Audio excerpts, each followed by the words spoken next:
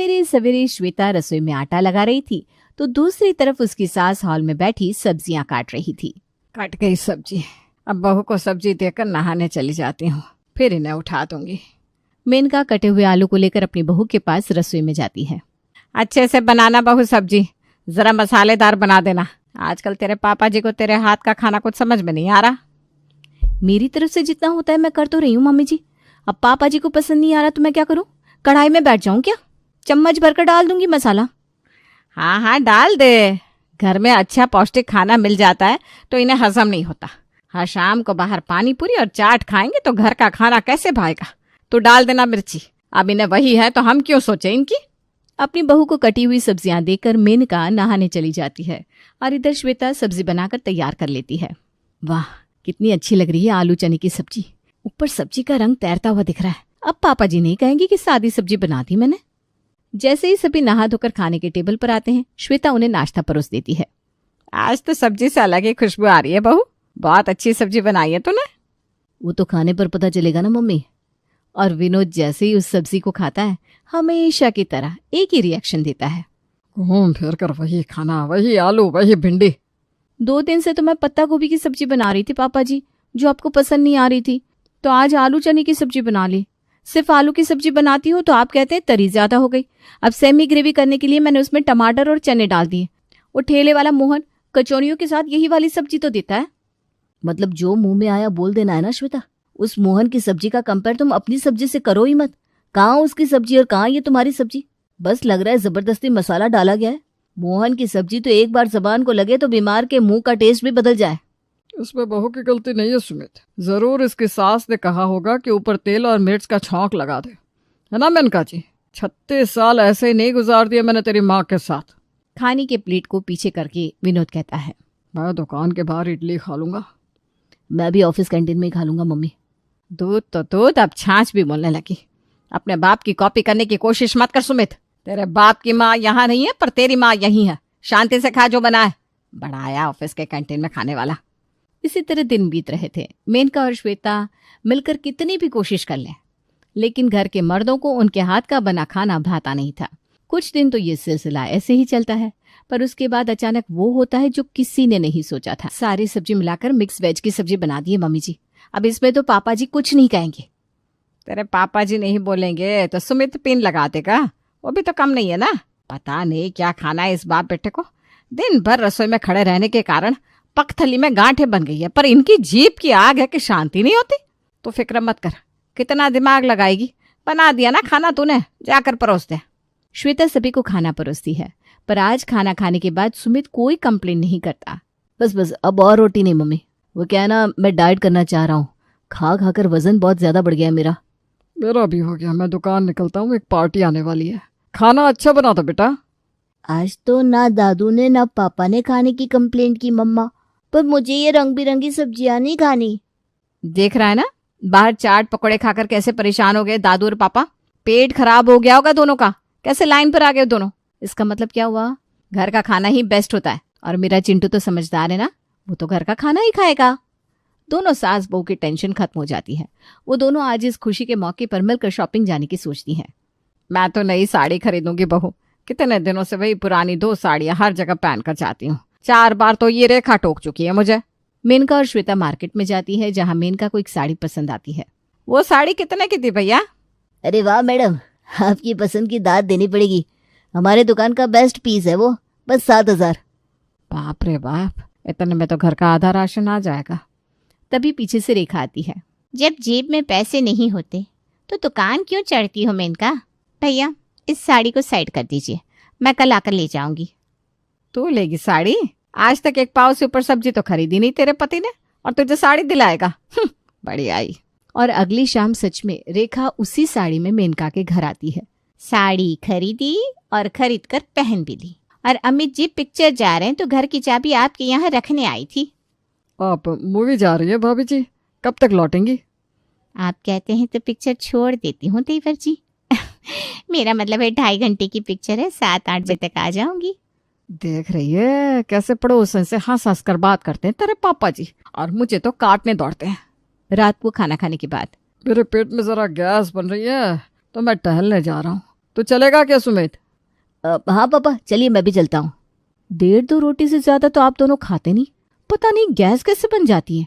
और टहलने का नाम लेकर दोनों बाप बेटे पहुंचते हैं रेखा के घर, जहां रेखा ने बना रखी थी सोयाबीन की सब्जी। पिक्चर को बीच में छोड़कर आ गई मैं, सिर्फ और सिर्फ आप दोनों को खाना खिलाने के लिए। इतना कौन करता है किसी के लिए देवर जी। ये बात तो है भाभी जी, जो आप कर रही है वो कोई नहीं कर सकता। दुनिया की कोई भी सब्जी इस सोयाबीन की सब्जी के पानी कम चाय है। वही तो, पर सोयाबीन ही खत्म हो गई, तो सवेरे सवेरे आप दोनों को नाश्ता कैसे करवाऊंगी मैं हूं ना आंटी जी, मैं पहुंचा दूंगा सोयाबीन। अच्छा, तुम सोयाबीन लेने जाओगे? तो पास में ना डेयरी वाला भी पड़ता है, तो इसके पास से 2 दूध के पैकेट भी ले आना। अच्छा नहीं ना, 4 ही ले आना। वो क्या है ना, इन्होंने कल खीर बनाने को बोला है। जैसे आप लोगों को मेरे हाथ की सोयाबीन पसंद है, इन्हें खीर पसंद है। तुम याद से दूध ले आना बेटा, पैसे मैं दे दूंगी। हाँ, आप ये ना वैसे वैसे की बात मत किया करो आंटी। वो बात नहीं बेटा, मैं किसी पर काम का बोझ नहीं डालना चाहती।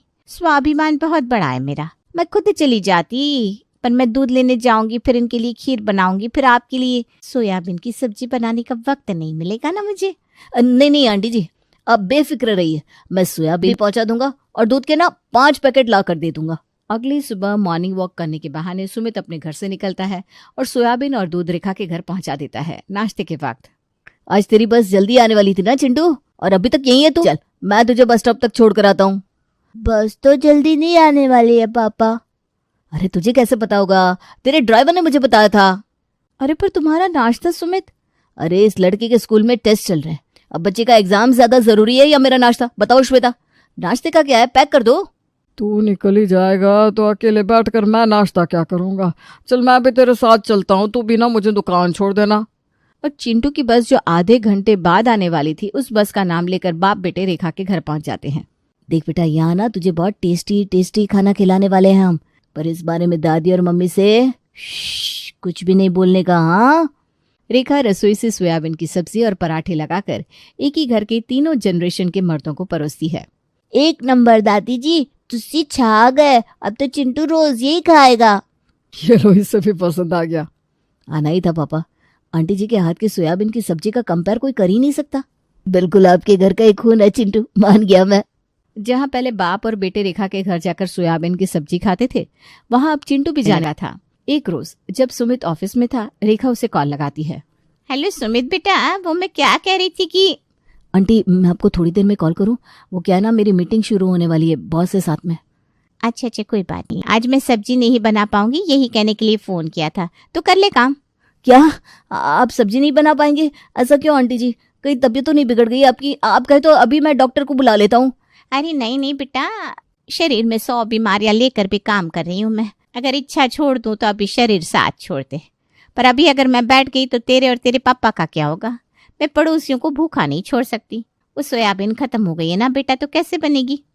अरे तो मैं किस दिन काम आऊंगा आंटी जी? सोयाबीन मैं ले आऊंगा। कौन से मसाले चाहिए साथ में बता दीजिए, बिल्कुल समय पर सारा सामान आपके घर पहुंच जाएगा। सोयाबीन की सब्जी है भाई, कोई मजाक थोड़ी ना है। उसके लिए ये मीटिंग या मैं अपना ऑफिस छोड़ दूं? अरे नहीं बेटा, ऑफिस और मीटिंग क्यों छोड़ना है? मैं तो कह रही हूँ कि अगर सोयाबीन की सब्जी लाने जा रहा है तो मैं तुझे लिस्ट ही भेज देती हूँ। वो इस महीने का ना राशन भी ले आना, यही 9-10 हज़ार का राशन होगा। उसी दुकान से ना सोयाबीन भी मिल जाएगी। वो क्या है ना बेटा, आजकल तेरे पापा और तेरे बेटे के लिए भी खाना बनाती हूँ, तो मैं बहुत ज़्यादा बिजी रहने लगी हूँ। अब ऐसे में मार्केट भी जाऊँगी तो तेरे अंकल नाराज़ हो जाएंगी। मेरा बस चले तो मैं कलेजा निकाल कर रख दूँ तुम लोगों के लिए, पर पतियों को समझाना कितना मुश्किल हो जाता है, तू समझ सकता है बेटा। अरे आप टेंशन फ्री रहिए आंटी जी, मैं समझ रहा हूँ, मैं लाता हूँ ना सब। और इस तरह अपने घर के छोटे मोटे कामों से लेकर अपनी साड़ी और मेकअप तक का खर्च रेखा सिर्फ सोयाबीन खिलाकर अपने पड़ोसियों की जेब से निकलवा रही थी। पर ये बात छिपती तो कब तक?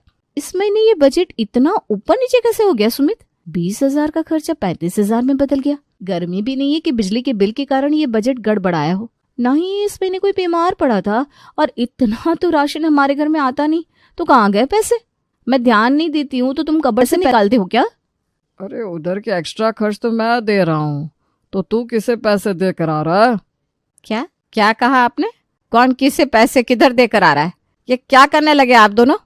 आपके तो दिमाग को एक दिन शक ही खा जाएगा। अरे वो क्या है ना, सुमित के एक दोस्त की नौकरी चली गई है, तो घर खर्च चलाना मुश्किल हो रहा था उसका, तो यही 5-10 हजार रुपये मैंने दे दिए थे उसे। अच्छा, तो प्रफुल्ल को पैसे आपने दिए थे पापा? वही मैं सोचूं, मुझे देखकर बार बार नमस्ते और प्रणाम क्यों करता है। और वो आपकी उस दोस्त का दिवाला नहीं पिट गया था, तो ऐसे ही एक दिन अंकल मुझे मिल गए और सामने से जब उन्होंने पैसे मांग लिए तो मैं मना नहीं कर पाया। पर वो जैसे ही पैसे रिटर्न करते हैं, मैं तुम्हें वापस कर दूंगा श्वेता। और तरह बाप बेटे एक दूसरे को बचा लेते हैं। पर कब तक? श्वेता को शक हो चुका था कि दाल में कुछ काला है और वो इस बारे में अपनी सास से बात करती है। मुझे तो उसी दिन शक हो गया था, जिस दिन से किसी न किसी बहाने पापा और सुमित या तो ना के बराबर खाना खाते या खाना पैक कराकर साथ ले जाते। और ऊपर से अब ये राशन का इतना ज्यादा खर्च। घर का बजट अचानक इतना कैसे बिगड़ रहा है मम्मी जी? वो तो मैं सारा हिसाब रखती हूँ तो मेरी आंखों के सामने ये 15,000 की हेरफेर आ गई। पीछे से पता नहीं कितने की हेरफेर हो रही होगी। नजर रखनी पड़ेगी दोनों पर। आज जानबूझकर मेनका विनोद से 5,000 रुपये मांगती है। आज तो वो हाथ में पैसा नहीं है मेरे, बाद में दे देता हूँ। कोई